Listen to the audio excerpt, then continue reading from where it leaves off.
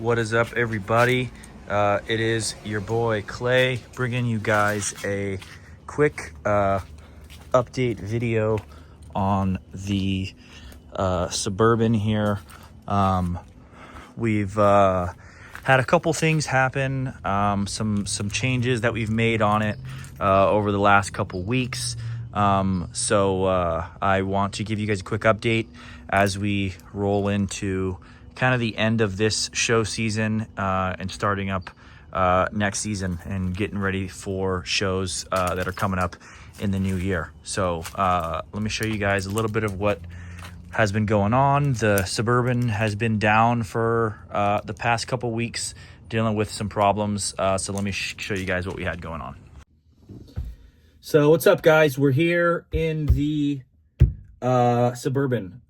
So as you guys can see, if you can't already tell, we've got some differences in the box. You can see we've got braces now. So I'm going to talk a little bit about that. There's also more braces in the bottom chamber, so I'm going to show you that as well. And some changes on the dash.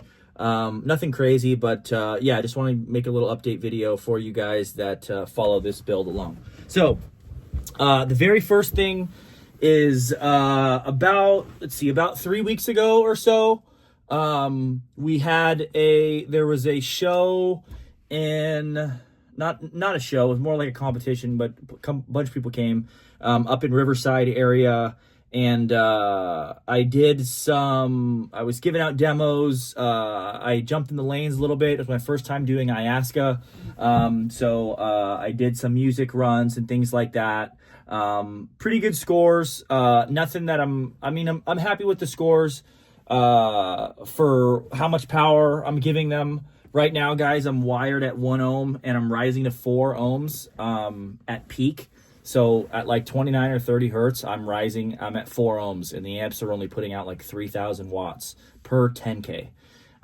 So all the videos you guys have seen have been on lots of rise and not a lot of power. So with that being said, I'm really only giving these subs, these only been seeing like 1,500 to 2,000 watts a piece, which if you guys know these subs is nothing. If you guys watch my previous videos in the setup that I had in the Tahoe, I had a 10K on each sub at half ohm, and I was clamping like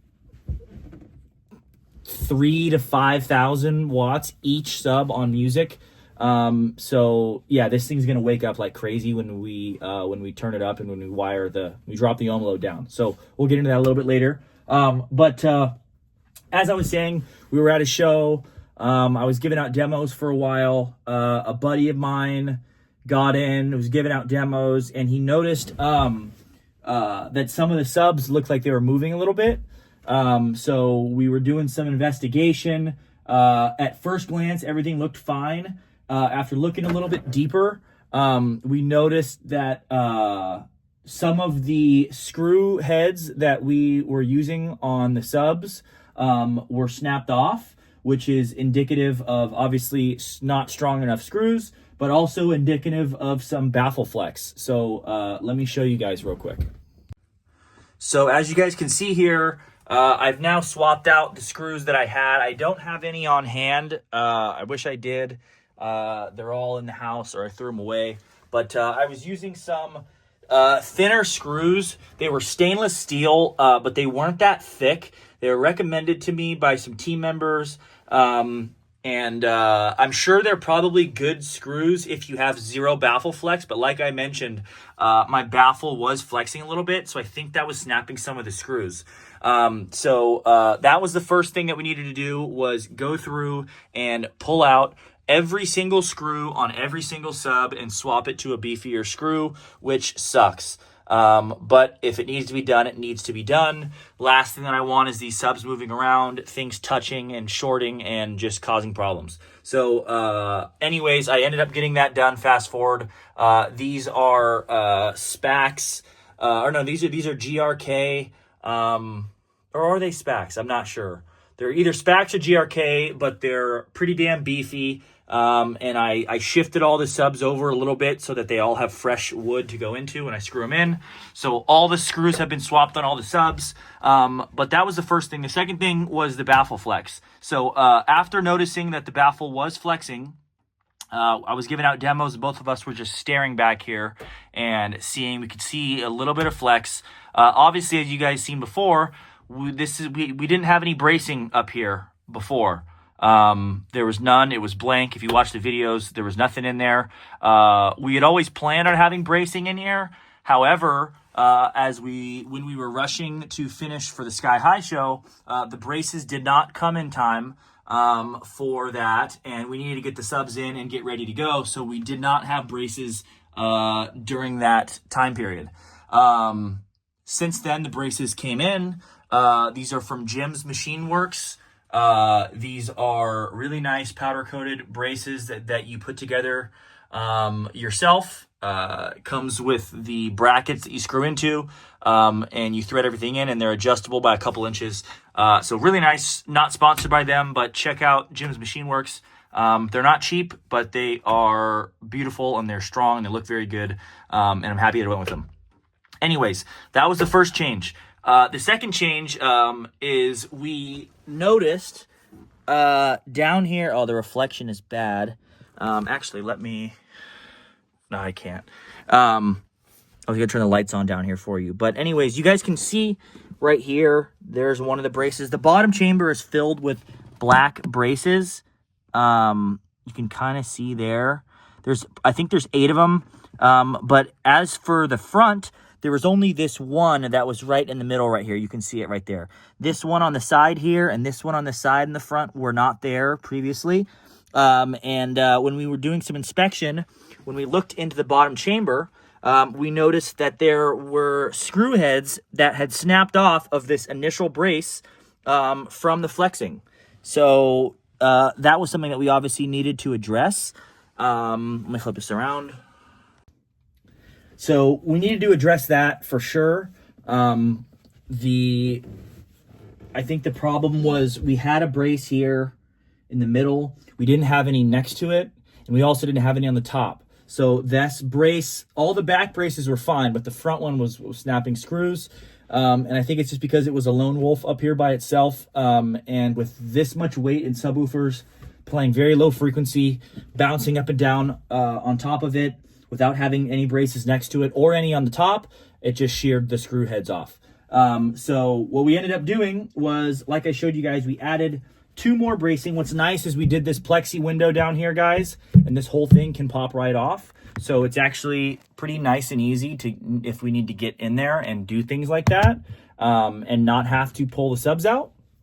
But yeah, so sorry guys, didn't mean to cut that off. Yeah, so we added 2 more braces next to it, put some lag bolts in. Those should be lagged into the steel cage below, so pretty damn strong. That in combination, and then obviously fixing the screws, the lag bolts that had broken off of the heads, replacing the screws, moving the brace a little bit, adding 2 more braces on the bottom, and adding 4 more braces on the top. The baffle flex seems to be gone.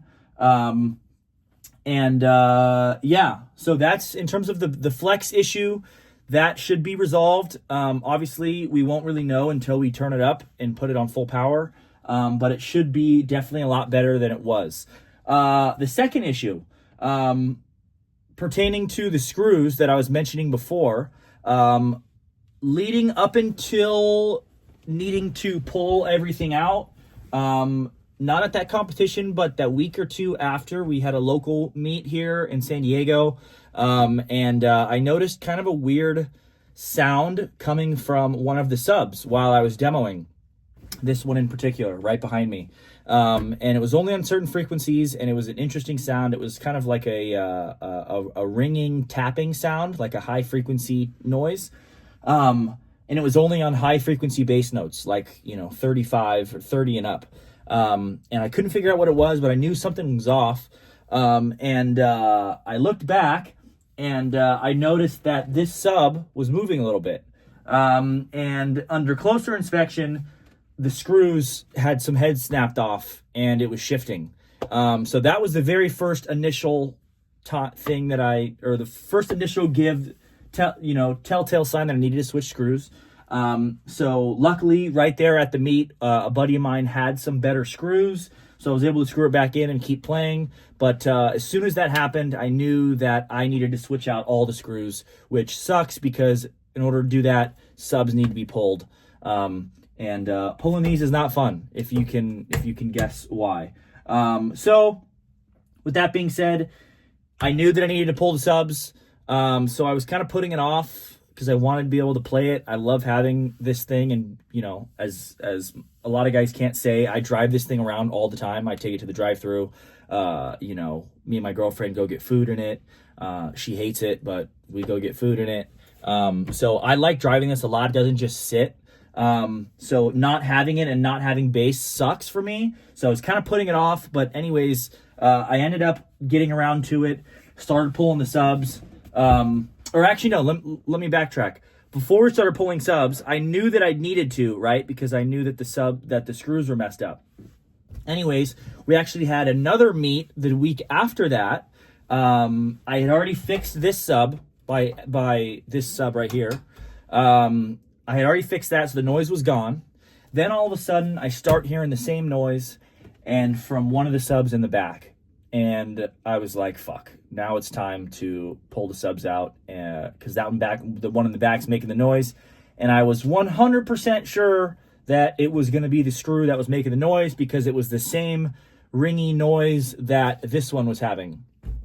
So, yeah, I end up pulling the subs. I'm going to show you guys, I'm going to put some clips in here of what we found. But the very back passenger sub, once I got back there after pulling these front four, I looked at it and I knew that something was up when none of the screws were broken.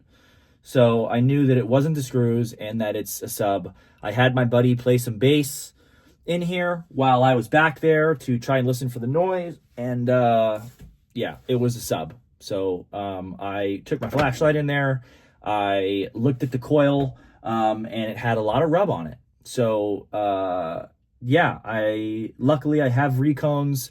I wasn't expecting to have blown a sub, as I'm not really giving them that much power, but I do play pretty low frequencies, and the baffle was flexing. It's really hard to say what it was. It could have been a bad recone.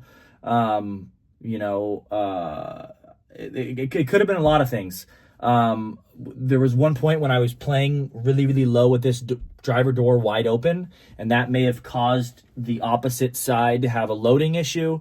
So that's kind of what we came to the conclusion, was that it was a loading issue.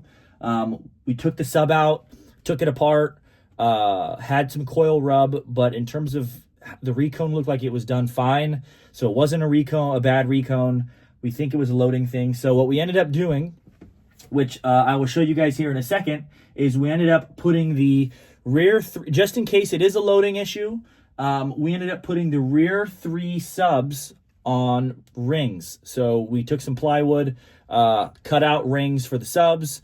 So now the rear 3 subs, you can't really tell on camera because it's only 3/4 of an inch, but the rear 3 subs sit up higher.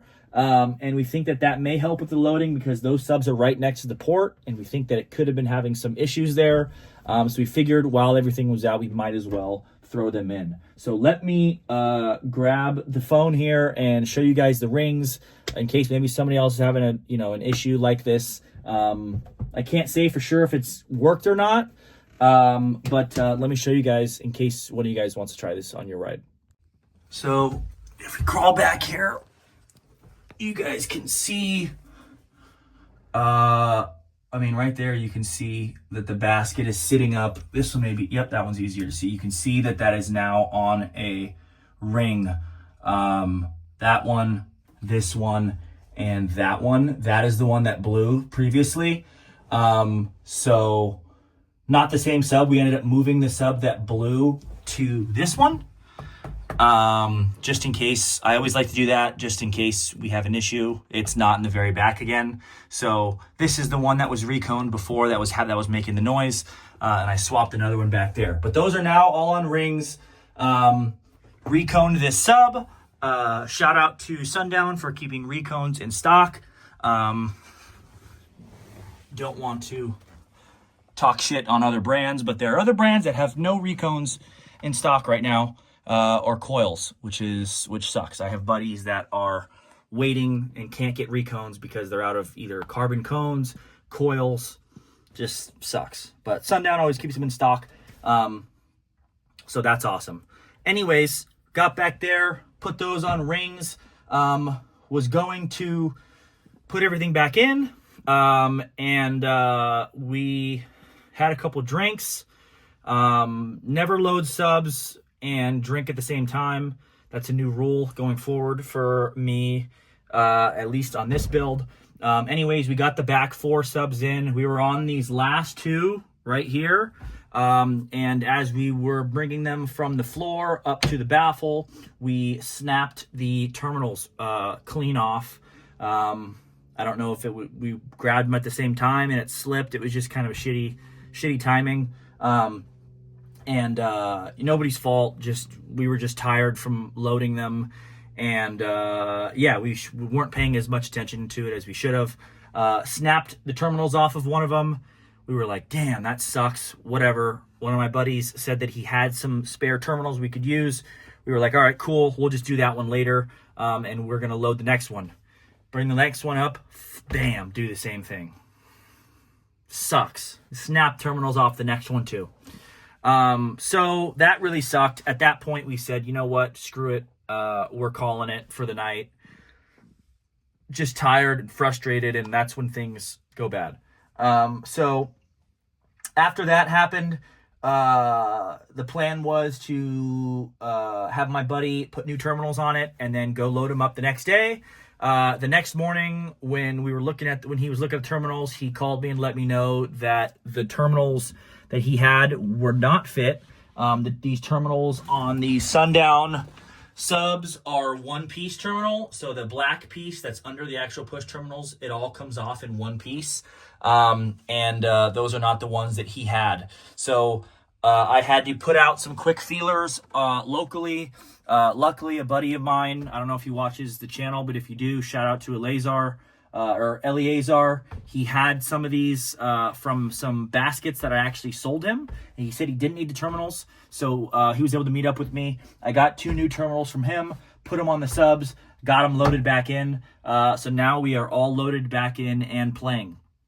So that's good.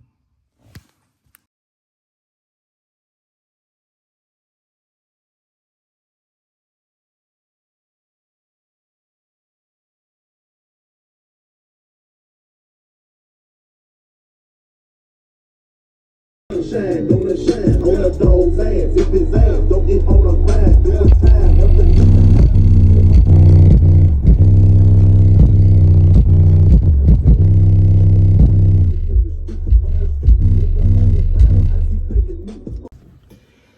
Now, for more bad news, we got everything back in, went and checked all the ohm loads to make sure that everything is wired correctly. All the subs are at 1 ohm. I was going to wire them down to 1/4 ohm about at this time, but because I blew one of the subs, one of them is pretty stiff and needs to be broken in before we give it a shit ton of power. You guys can call me a pussy for that if you want. I don't care. I have a lot of money in this, and these subs aren't fun to pull. So it's better to have a little bit of patience sometimes. So anyways, wired everything back up to 1 ohm. And I've been playing it, and everything sounded good until some more bad news. This is the same sub that was in the back that was making the noise before.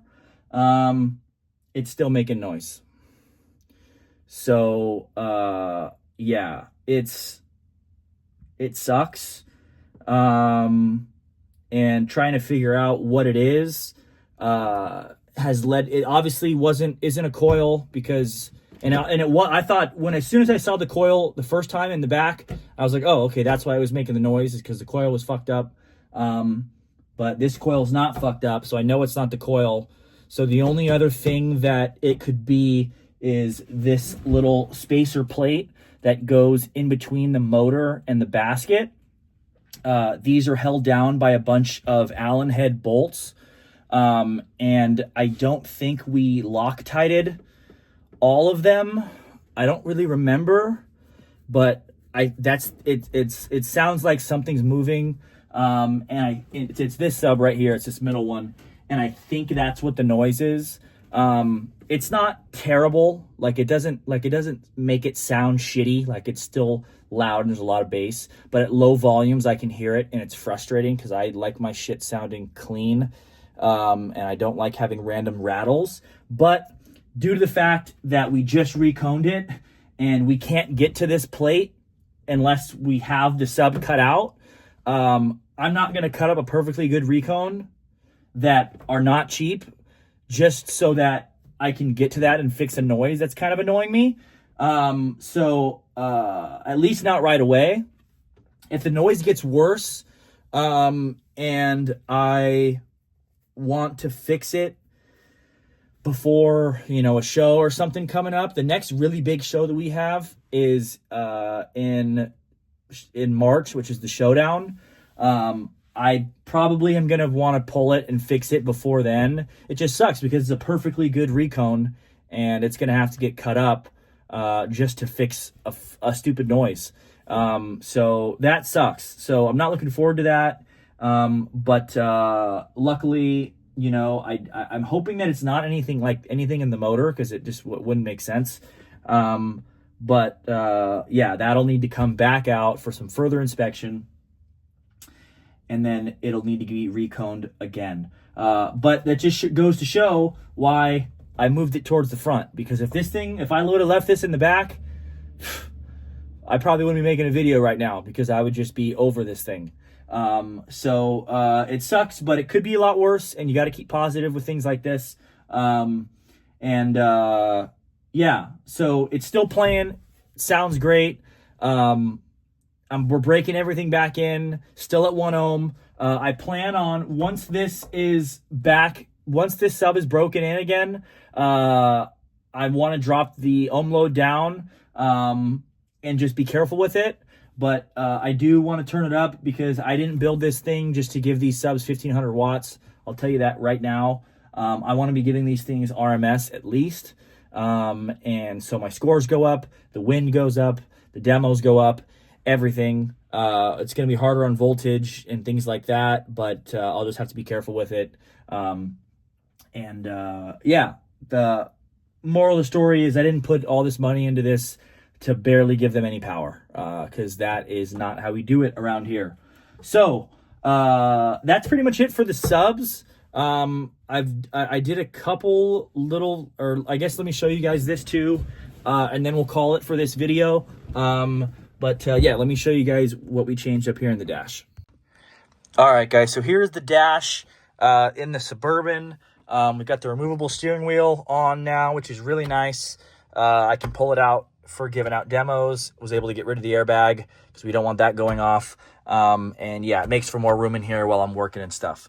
Anyways, as you guys can see, if you guys saw in the previous video, I used to have the radio in a little head unit case down here. It was cool and it worked good, but I didn't like how much space it took up. This already is not that big of a cabin, and I'm a tall guy, and I don't like having a bunch of shit here. So what I did was I had heard about this heavy-duty radio case that's supposed to be a factory fit for GM vehicles from I think it's baseaholics.com. So this is a single DIN kit. They make a double DIN kit as well. Very affordable. And anyways, the factory radio kit mounts to 1 screw here and 2 screws here. If you guys have a Chevy car, you know how that works. With this radio kit, I don't want to pull this whole thing off and show you guys because it's just a lot of work. But this radio kit doesn't just mount in those 3 places. It also mounts on a bracket behind it as well with better screws. And it's so this radio is solid. So I was able to put the radio back in the dash, save me some space from here, which I've been really happy about. I don't have, it also came with these switches on here. I don't have them hooked up to anything. But in the future, if I want to do that, I can. But that's really been the main thing that I've, adjusted here. The only other thing is the door speakers. We've had to switch out some of the screws that we have holding them in. The original ones that we used were not strong enough, and the threads were a little too fine. So I need to go through and switch out all of them. Yeah, make sure when you guys do and put screws into a vehicle like this, use beefy screws. I wish we were trying to be cute and have them look good and, stuff like that, and they just end up blowing out. So make sure that you guys do it the right way the first time. So that, and then the last thing is the horns down in the bottom. These have not been hooked up yet. I have all the wires ran to them. I just need to hook up the DSP first. That is something that I'm trying to do within the next couple days to get that playing. Because, the doors sound good, but there's no tweeters. It's literally just all mids, 3 and 3. I really want to see how these horns sound, and hopefully it fills in some of that upper frequency range tweeter area. Just overall sounds good. But I can't do that until I get the DSP working, because it's a very... there's a very defined frequency range that those can play, and the radio, I cannot set them on the radio. The filters aren't too good in that. And there goes my little rinky-dinky mount for my voltmeter. Yep. So that's kind of it for that. So I figured I'll just show you guys how this is going to work here too. Obviously this here is my DSP, which has been bypassed for now. So right now I have all of my RCAs going into the LF unit, but it will need to go into this first, then from here to here. So that is going to be the next step. I need to give this power, ground, and remote in here. Actually, I think the inputs of the DSP are up top, so I'm going to need to run these around, or they're just going to come straight up here and in, and then from here they're going to go into here. I've got some 1-foot RCAs from Sundown, so I should be able to get that going. This is the amp that is going to run the horns. As you guys can see, I already have the lines ran. I just need to hook them up, and then plug a remote into this, and that will turn on and power the speakers and everything. So anyways, guys, that is going to do it for this video. Wish me luck with everything. If you guys enjoy the videos that we do on this, or if you guys enjoy the channel, please subscribe. I've never really asked for people to subscribe before, but I had a buddy show me on YouTube has a studio app where you can see who is subscribed and who's watching your videos, and like 70 or 80% of people that view my videos are not subscribed. So which is weird, because I thought it was like the opposite. I thought my subscribers would watch my videos, and then people that aren't subscribed wouldn't watch them. But it turns out most people that are watching them are actually not subscribed. So if you have not subscribed yet, please subscribe. I try and bring you guys content and make videos for you guys so that you can enjoy it. So when you subscribe, it helps me out a bunch, shows me that you guys want to see more videos, and helps me bring more content to you. So that's going to do it for this video, guys.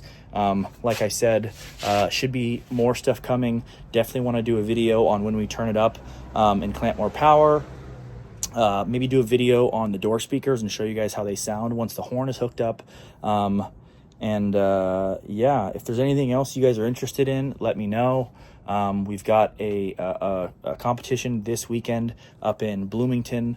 So I think I'm going to make a video for that, just giving out demos and getting demos from other vehicles. But other than that, guys, I'll catch you guys in the next one, and peace out.